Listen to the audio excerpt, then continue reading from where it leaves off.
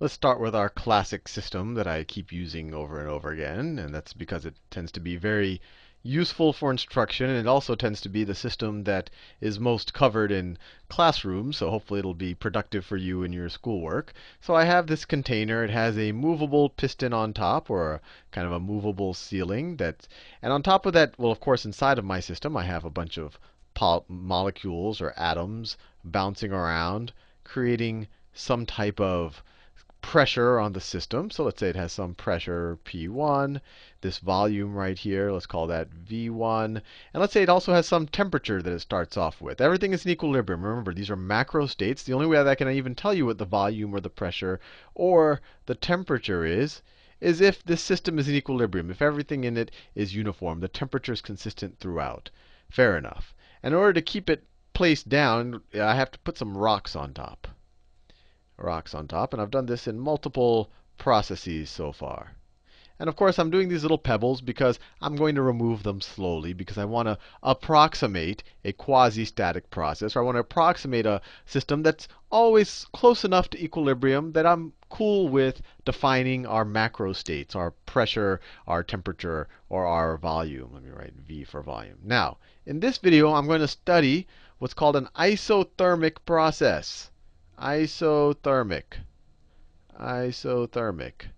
Really what it just means is I'm going to keep the temperature the same. Iso just means the same. You probably remember when we studied the periodic table, isotopes. Those are the same element just with different mass numbers. So this is the same temperature. We're going to run our process. So my question is, how can we do that? Because as I remove pebbles, what's going to happen? If I just did it if I just did this without if it was completely isolated from the world, and actually I'll add a word right here. If it was an adiabatic process, if it was adiabatic, fancy word. All that means is completely isolated from the world. So no heat is going into or out of this system. If this was the case, what would happen as I released or I took away some of these little particles? Let me copy and paste it. Let me just redraw it actually. So I have my one wall, I have another wall, I have another wall.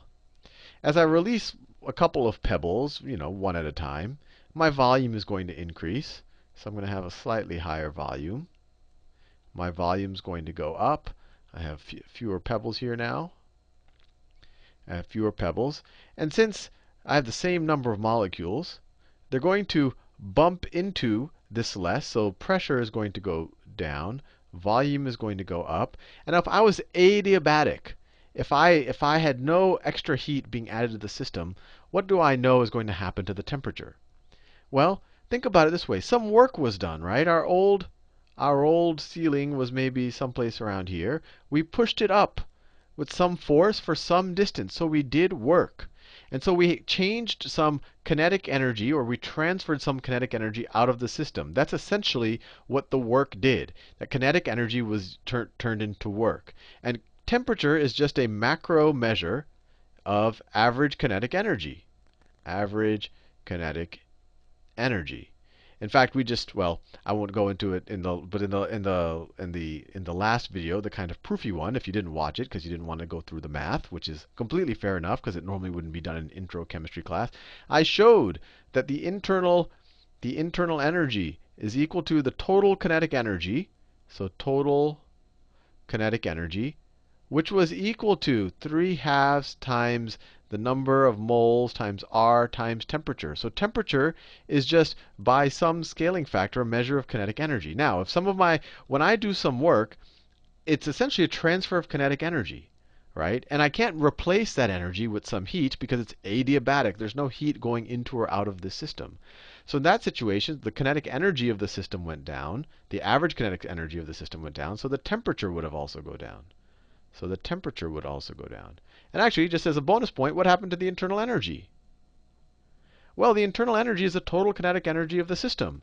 And I could even write down the original formula. Change in internal energy is equal to change, let me not do that because I said I shouldn't, is equal to heat added to the system minus work done by the system. This is work done by the system. That's why we're subtracting it. Now it's adiabatic, so there's no heat added to the system. So the change in internal energy is equal to the minus the work done by the system. Well, in this situation, the system did do work. It pushed this piston up by some distance with some force. So your delta U is negative. It's less than 0. So U went down. And that makes sense. If temperature changed, then the internal energy is going to change. And for our simple system, where internal energy is represented by the kinetic energy of these molecules, that's always going to be the case. That if temperature doesn't change, internal energy won't change. If temperature goes up, internal energy goes up. If temperature goes down, internal energy goes down. And of course, they're not the same thing, though. There's the difference between internal energy and temperature is this scaling factor, 3/2 times the number of molecules times our ideal gas constant. So fair enough. So if went through this whole exercise just to show you that if I was completely isolated and if I removed a couple of these pebbles, that my temperature is going to go down. Now, I told you already that I want to do an isothermic process. I want to do an isothermic process. So I want to do this process while keeping the temperature the same. So how can I do that? Well, what I'm going to do is I'm going to place my system on top of what we'll call a reservoir. A reservoir.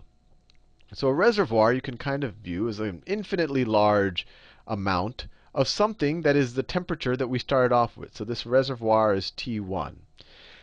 So even though if I took two relative things of comparable size, let's say A, that's at temperature A, this is temperature B, and I put them next to each other, they're going to average out to A plus B over 2, whatever their temperatures are. But if B is massive, if A is just like a, I don't know, is just a speck of particle, let's say it's an iron dust, while B is the Eiffel Tower, then essentially B's temperature will not change a lot. A will just become B's temperature. Now a reservoir is theoretically infinitely large. It's an infinitely large object. So if something is next to a reservoir and it's given enough time, it'll always assume the heat of the reservoir, or the temperature of the reservoir. So what's going to happen? So this is adiabatic, but now I'm actually putting it next to a reservoir. So this isn't going to happen. The adiabatic situation isn't going to happen. Now I'm going to have a situation where I'm going to stay the same temperature. So what's that going to look like on the PV diagram? So let me draw the PV diagram. This is my pressure. This is my volume. So this is my starting point right here.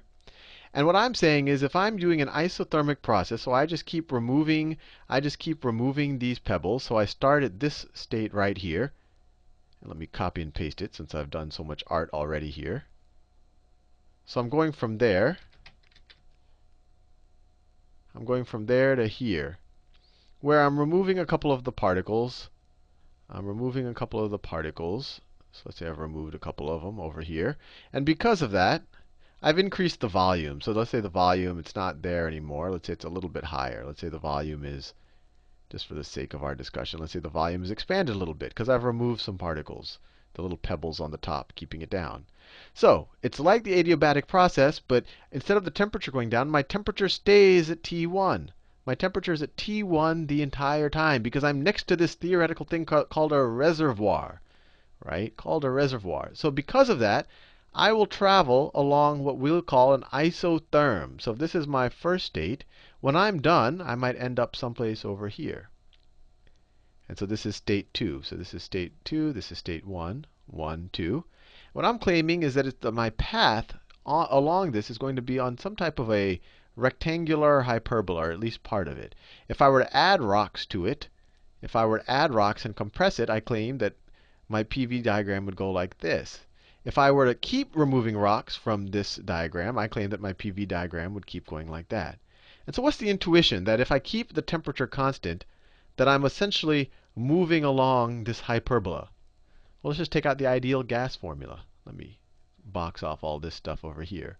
If I just take the ideal gas formula, PV is equal to nRT.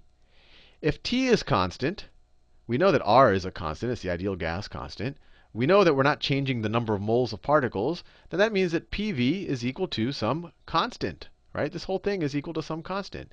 And then if we wanted to write P as a function of V, we would just write P is equal to K over V. Now, this might not look 100% familiar to you, but if I wrote in algebraic terms, if I told you to graph y is equal to 1 over x, what does that look like?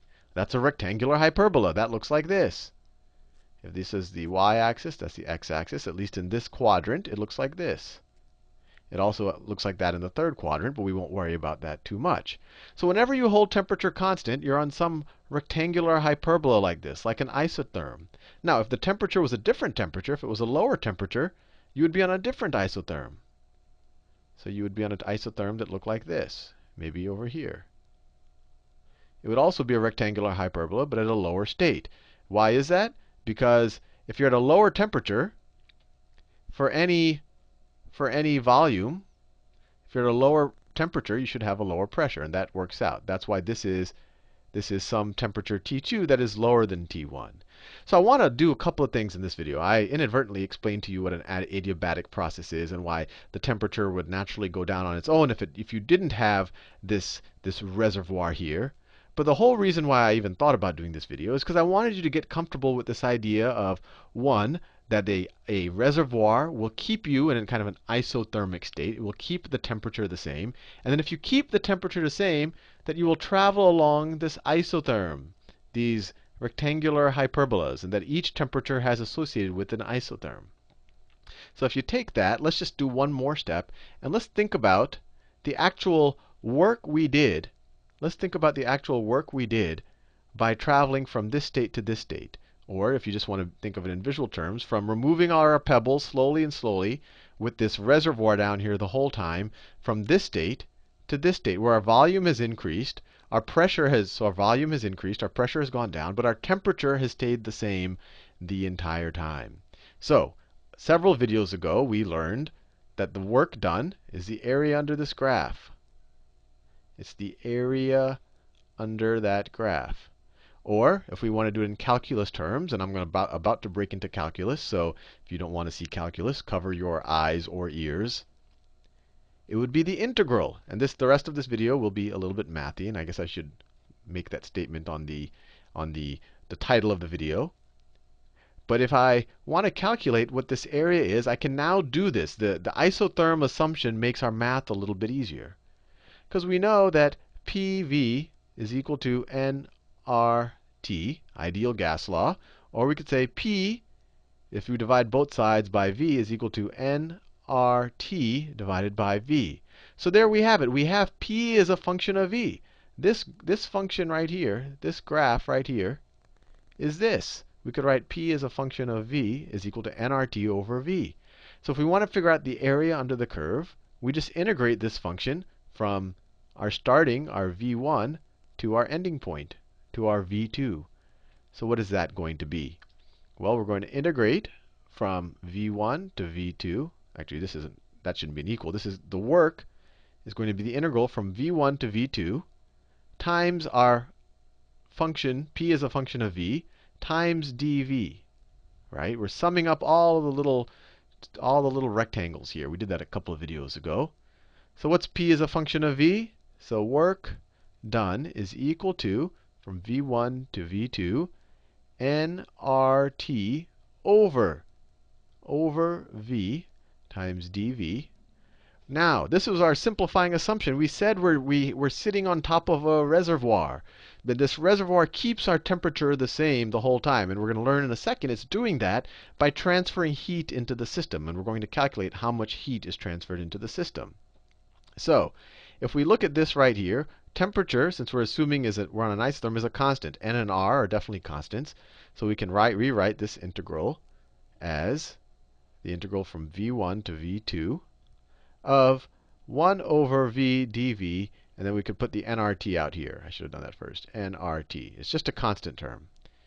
Now, what's the antiderivative of 1 over V? It's the natural log of V. So our work is equal to nRT times the natural log, this is the antiderivative, of V, evaluated at V2 minus it evaluated at V1. So that is equal to nRT times evaluated at V2, so natural log of V2 minus the natural log of V1. Now we know from logarithm properties is the same thing as nRT times the natural log of V2 over V1. So there you have it. We actually calculated the real value. If we know our starting volume and our finishing volume, we can actually figure out the work done in this isothermic process. The work done in this isothermic process is the area under this, and we figured out what it was. By pushing up that piston, it was nRT. These are, the number of moles we have, ideal gas constant. Our temperature that we're sitting on, it would be T1 in this case. And the natural log of our finishing volume divided by our starting volume. Now, let me ask a follow-up question. How much heat was put into the system? How much heat was put into the system by this isotherm here? How much heat was put into the system? It put in heat to keep the temperature up. Otherwise, the temperature would have gone down, right? Heat was going into the system the entire time. How much was it? Well, since it's an isotherm, since the temperature did not change, what do we know about the internal energy? Did the internal energy change? The temperature not changing told us that the kinetic energy didn't change. If the kinetic energy didn't change, then the internal energy did not change. And we know that the change in internal energy is equal to the heat put into the system minus the work done by the system. Now, if this is 0, so we know that this didn't change because the temperature didn't change. So that means 0 is equal to Q minus W, or that Q is equal to W. So this is the work done by the system. You'll end up getting something in joules. And this is also equal to the heat put into the system. It's also equal to Q. So when you look at this, if we were to just draw this part of the curve, if I were to, let me redraw it just to make things neat. I want to give you a little bit of the convention of what people in the thermodynamics world tend to do. Make a neat drawing here. We started here at state 1, and we moved along this rectangular hyperbola, which is an isotherm, to state 2, And now we could have calculated the area under this, which is the work done, which was this value right here. Let me write it there. It's nRT, natural log of V2 over V1. This is V2. This is V1. This whole axis, remember, was the V-axis, volume axis. This axis here was the pressure axis. And the convention is that because we did work, but we were constant temperature, so our internal energy didn't change, we had to add energy to the system to make up for the work we did. So some heat must have been added to the system. And what they do is they just put this little downward arrow and they write a Q right there. So some heat was put into the system during this isothermic process right there. And the value of that Q is equivalent to the work we did. We put the exact amount of heat into the system as the work that was performed. And because of that, our internal energy didn't change. Or you could say our temperature didn't change. Or you could go the other way. And because our temperature didn't change, these two things have to be equal. Anyway, I want to leave you there. Hopefully give you a little bit more of an intuition of how PV diagrams work, a little bit more intuition behind what isotherms and adiabatic mean. And the most important thing is, once we get a little bit mathy, this result can be useful for coming up with other interesting things about a lot of these thermal systems that we're dealing with. See you in the next video.